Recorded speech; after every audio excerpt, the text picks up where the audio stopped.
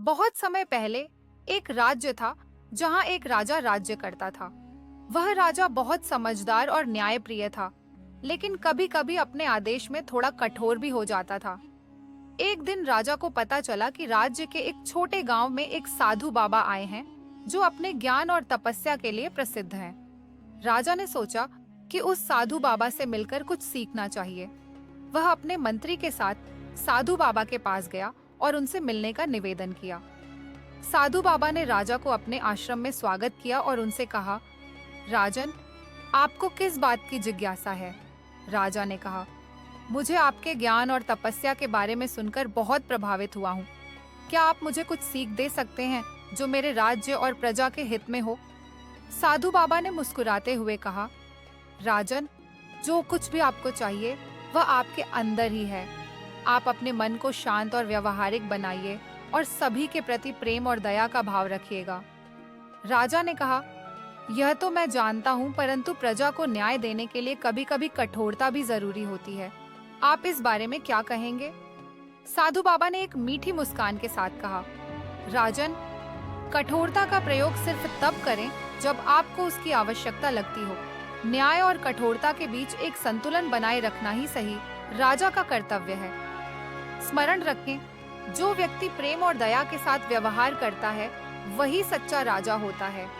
राजा को साधु बाबा की बातें बहुत पसंद आईं और उसने उन बातों को अपने जीवन में अपनाने का संकल्प किया।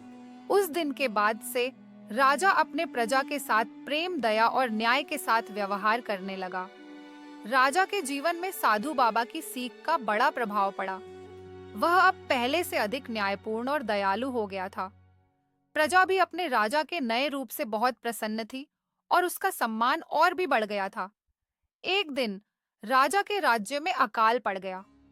लोग भुखमरी और प्यास से पीड़ित होने लगे। राजा ने अपने मंत्रियों के साथ मिलकर विचार विमर्श किया, लेकिन कोई समाधान नहीं मिल सका। तभी राजा को साधु बाबा की याद आई और उसने उनसे सलाह लेने का निश्चय किया। राजा ने साधु बाबा के आश्रम में जाकर अपनी समस्या बताई। साधु बाबा ने ध्यान से राजा की बात सुनी और कहा, राजन, हर समस्या का समाधान प्रकृति में ही छिपा होता है। हमें बस उसे खोजने की आवश्यकता होती है।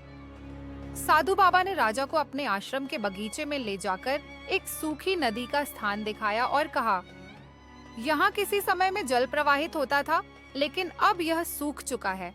यदि हम इसे पुनर्जीवित कर सकें, तो आपके राज्य की जल समस्या हल हो सकती है। राजा ने साधु बाबा की बात मानकर उस सूखी नदी की पुनर्जीवित करने का कार्य शुरू किया।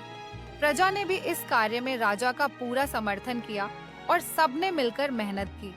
कुछ ही समय में नदी में फिर से जल प्रवाहित होने लगा और राज्य में खुशहाली लौट आई।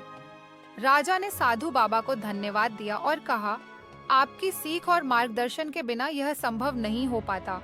आपने हमें न केवल समस्या का समाधान दिया, बल्कि एकता और सहयोग का महत्व भी सिखाया। साधु बाबा ने मुस्कुराते हुए कहा, राजन, सच्चे नेतृत्व का यही मतलब है, अपनी प्रजा के साथ मिलकर समस्याओं का समाधान ढूंढना और उन्हें एकजुट रखना। राजा के जीवन में साधु बाबा की सीख का बड़ा प्रभाव पड़ा और उसने अपने राज्य को एक नई दिशा में ले जाने का संकल्प किया। समय के साथ राजा और भी महान और लोकप्रिय बन गया। उसने अपने प्रजा के साथ मिलकर हर कठिनाई का सामना किया और सभी के दिलों में प्रेम और सम्मान की भावना को बढ़ावा दिया। इस प्रकार साधु बाबा की शिक्षा ने न केवल राजा को एक बेहतर नेता बनाया, बल्कि पूरे राज्य को समृद्धि और खुशहाली की ओर अग्रसर किया।